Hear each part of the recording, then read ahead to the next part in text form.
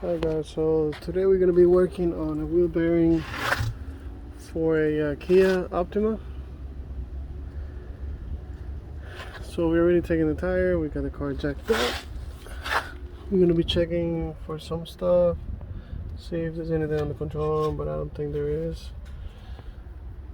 So basically we got to take the spindle off because this is a pressed on bearing. So we got to take the rotor, the caliper, the sensor, the axle, everything. We got to take it out in order to get the spindle out. So right now we just took the tire off. Now I'm going to take the caliper and the pads off so we can take the rotor off. The rotor has these little screws that holds it in place. The caliper, you either can take the caliper with the pads or you can unpress the pads. I'll put a little pressure on the sides here so the caliper will be free, and then all you can do is just take the back bolts off. So I'm going to see which one is easier. I'm going to turn the steering that way, and yeah, let me get that done real quick so we can get the caliper off and put it aside. Alright, be right back. Alright guys, so we have taken the caliper off. Like I said, I would just open up the pads a little bit, and then the two bolts that hold the bracket on the back are going to be 17s. These guys right here, and I try to use a little extension shorty that gives me an angle to get to the top bolt, just because there's not enough room here. So this one gives it a barely good angle, so we can get that off. And then the one on the bottom, I used it with a swivel, and like I said, that's the number 17. I already taken out the axle lock nut, and that's a 32. So now let me take the rotor off. That will be this little screws here. So then we can take off this guy, these two guys here. The sensor, speed sensor, we have to take it from the other side, and then we have the main joint for the control arm on the bottom. So let me do that real quick. Let me take this rotor out of the way so we can get to the rest. Alright, be right back. Alright guys, so this bearing has already been replaced at one point. Reason being, the cover is already cut. It's been cut already. It's supposed to be a continuous loop around.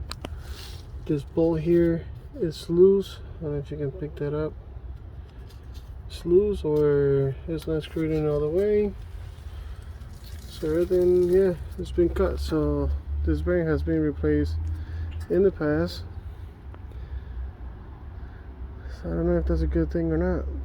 We'll find out. So now we gotta take this joint off so we can move this around, so then we can take the ABS sensor off, and we can continue the bolts and the one on the bottom. So let me take that one guy out, go from there. This is just a little quick release pin. I'm gonna take that guy out, and I believe the sensor is back here, and that's a 10 if I'm not mistaken.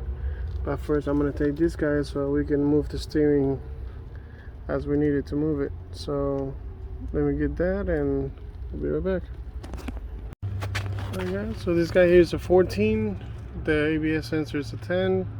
So you're gonna take that nut out, and then you're gonna tap it here a few times so that the joint comes out. Then you're gonna spin this around, and this is gonna have pressure because of the link here for the stabilizer bar. So it's gonna keep it on pressure. Then you have the sensor here, which it goes right here with a 10 bolt. You're gonna take that off. On the bottom here, you got this little secure pin. You're gonna take this guy off. I'm trying to do it. Probably gonna need some pliers, but at least I straighten it out.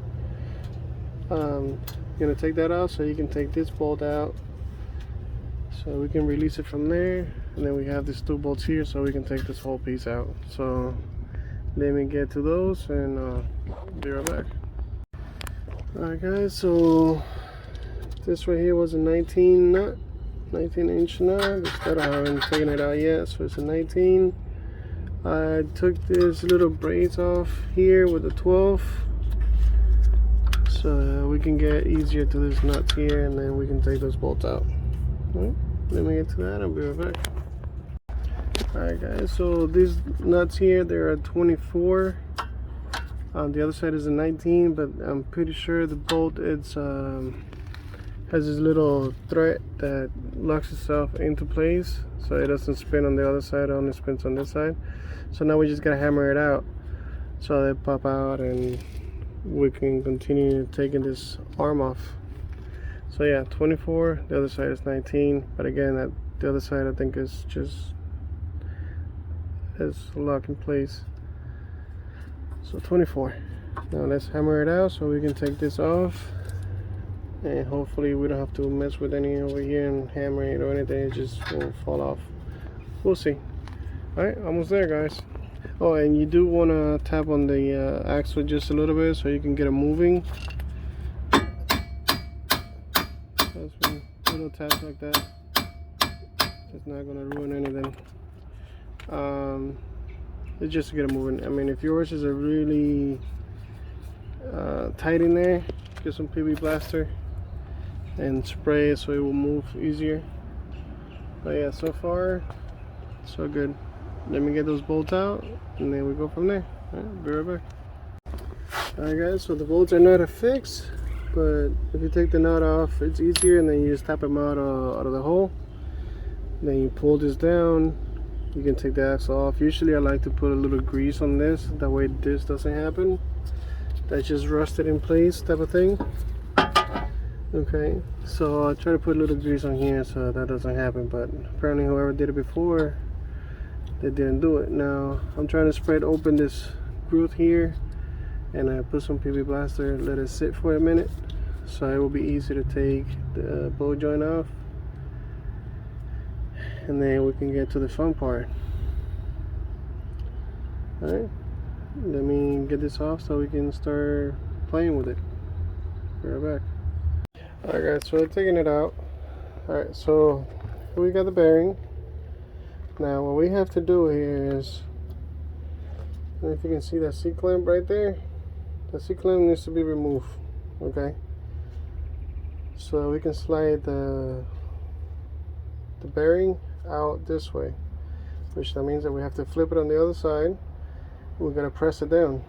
Now usually people that don't know how to do the job, they'll do this. They'll cut the shield off in order to get it out of the way. So once they get it out of the way, they can press it in and out and blah blah blah. So that's what typically they do. You don't have to do that. You just gotta press this guy out. Okay, this guy needs to come out first. How? Just by simply hammering it out, it's gonna push itself out. Okay, and then you can take the shield off completely in one piece. You can take then the clamp off, and then you can start pressing the bearing itself out. So just step by step, we're gonna hammer on this thing, and I usually recommend just to get the bearing and the hub, a new hub, because sometimes, you know, a lot of people, they tend to hammer these things back in place and whatnot, and I don't like doing that. A lot of people, they hammer the bearing in instead of pressing it, which I don't recommend. You can freeze the bearing so it will shrink, and then you can heat it up a little bit so the bearing will slide in place if you don't have a press. And then you have to put something here on the bottom so that you can hold the bearing from moving out, so that then you can hammer this guy in place. You got to make sure that you fill this in so the bearing doesn't have any room to actually come out. If you don't, then the bearing is going to disassemble itself, it's going to push itself out, which I'm pretty sure is what happened here. But for now, let's just hammer the center section off, so then we can take the clamps off. Alright, be right back. Alright guys, so as you can see, I hammered it out. Usually this section here, which is the other half of the bearing, doesn't split itself. Most of the time, if you're going to reuse it, you have to cut this guy out on an angle. You're going to have to cut it so you can get it out of the hole. Now this one kind of opened up a little bit, so if I was to reuse this, it'll be a little bit easier. Okay, but since I know they hammered out in the past, if you can look at right here, they hammered in the past. That's just the way they did it. See right there, they hammered in the past. So I'm not gonna reuse it. So that's that. Now what we got here is the bearing itself. Okay, so this is the other half from the back end. As you from this side. So we're going to be pressing in this guy out. Okay, now I'm going to take this shield off. See, that's why people cut it, because they don't know what they're doing. That's why they cut it. But if you take the front half off first, then all you have to do is just remove the 3 bolts, and then this comes out, which that's what I'm going to do, so we can have this free and we can press and play with this one. Let me get that done, and then I'm going to take that C-clamp off. Okay, so then we can press out the bearing. Okay, be right back. Alright guys, so this is the C-clamp. Now to take the C-clamp, you don't really need any specific tool or anything. Basically what you're going to do is a screwdriver. You're going to get it on that. So you can show you that edge right there. Okay, you're going to pry it open and then try to pull up. Sometimes it grabs itself and then it will come out of the groove, the front half. And then after that, what you have to do is just keep on working it like that, so it keeps on coming out all the way around. You don't have to have a specific plier or anything. With a screwdriver, you can pop it. See, we'll sit something like that. But obviously pressed in. When you get in, you're gonna pull out. Pull in so it will come up, and then all you have to do is just keep on working it so it comes out. And that's that. Now we are in the point of taking the bearing out. Now myself, since obviously I have a press and everything, I have had a few bearings leftovers so that I could use as a guide to press these guys out. And then again, this guy has to come out this way. Okay, this guy has to come out this way, so that means that we have to press down. So essentially I have to make a way. I gotta set it up over here anyways, but I gotta make a stand so we can press this guy out. Let me figure that out real quick and then I'll get back to you guys.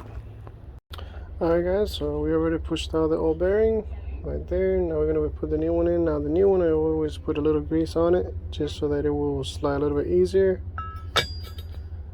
So we kind of make sure that it's even there. Then we got to press it in. Now what I like to do is get the old bearing, put it in place, and then I'm going to use a flat steel bar.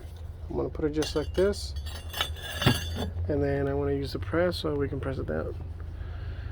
So yeah, let me get that down so we can press it all the way down so that this C-clamp will fit on its groove that it came on.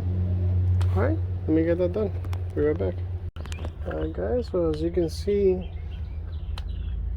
with the old bearing, put it on there, compress everything in. This one does not get tight at any point, so we're going to keep that. Now you can see the groove there where this C-clamp goes. That groove right there, that's where this C-clamp goes and secures the bearing. So after I put the C clamp on, I'm going to put the shield, okay? And then we got to make sure that this does not move anywhere. So we're going to be putting like this bearing with some of these adapters in the middle. We'll figure something out. That way the center doesn't move when we're putting in the new centerpiece. Okay, so let me put this back on, put that shield back on, so then we can put the hub. Be right back. Alright, so what I used to drive the C-clamp on was the same wheel bearing. Fits right on. You tap it really hard, and then it's going to make sure that the C-clamp falls in place evenly without any issues. Okay, so everything's set up pretty good. Now we're going to fill up this section here so that we can put the new hub on. Right back. Alright guys, so again, we lubricate the center, we lubricate the outer here. We're going to push this in now. Okay, now we're not going to tap it, we're not going to do anything. We're going to press it in, but we got to fill in the bottom side. Okay, don't forget to put your shield back on. So I'm going to fill in the inside so that we don't push in the bearing out. Alright, let me get that done. Alright guys, so I'm about to press it in. So you can see I have a little aluminum piece in the center, making sure that this is flat, even, pushing down. We got the grease there. On the bottom here we got a metal piece, and I believe this is a 42mm socket that is basically the same diameter as this centerpiece of the bearing.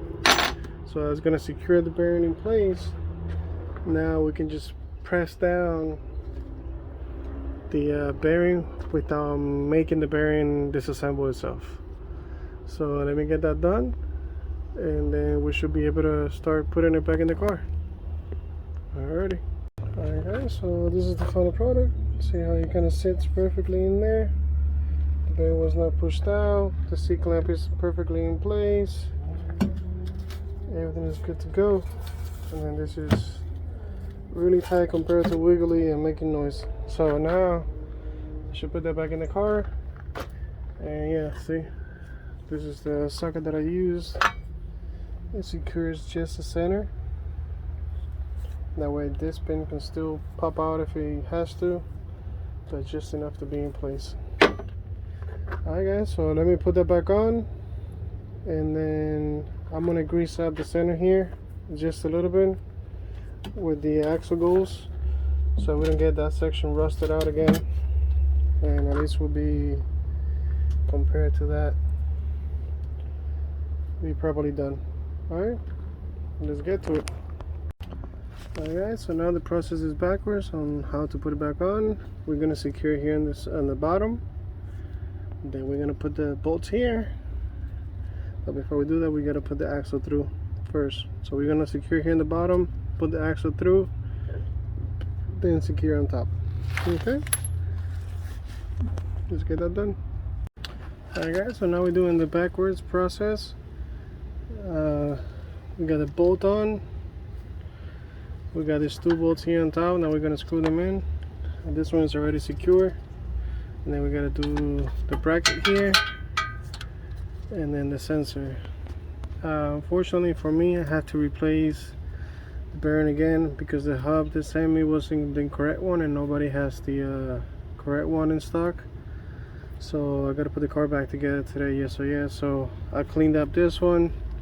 I put another new bearing on, pressed it in again, and now I'm putting everything back on again. So from where we left off, this is the rest. So now you're gonna put this one on the bottom. You're gonna fight a little bit to put this one guy back in place, just because the spring and the linkage is the one that controls everything.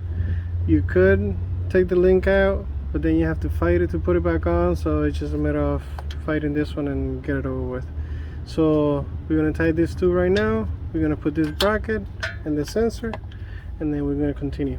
Alright, be right back.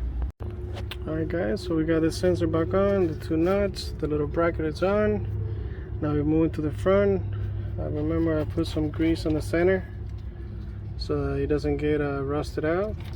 Just So we gotta tie this guy afterwards. I put my steering back on. So now I'm gonna put my rotor, then my caliper assembly. Then we're gonna tie this knot at the end. Then we should be able to put the tire back on and call it a day. Alright, let's get that done. Alright guys, so we got the rotor in place, the lock nut. We already hammered this little section in so the lock nut doesn't back out. We tightened the 217s on the back for the caliper bracket. Everything is tight. You'll double check your work. Everything is in place. Make sure that this shield does not rub against the rotor, that is clear in the back. So now I'm ready to put the wheel back on and call it a day. Let me get that done real quick. Alright guys, so the tire is back on. Always double check your work. If you move the tire from side to side, from this side to this side, you shouldn't have any play. If you move it from this side to this side, like that, up and down, it shouldn't have any play. When you have a bad bearing, the tire specifically from top to bottom, you shake it, you move it, and if it moves, then the bearing is bad. If it only moves from the side here, then you have a bad ball joint on the steering, or inner or outer ball joint is bad. But essentially from top to bottom across, it's gonna be a bad ball joint, a bad bearing, I'm sorry. Alright guys, like always, share, like, subscribe. Hope this helped anybody, and see you guys on the next one. Later.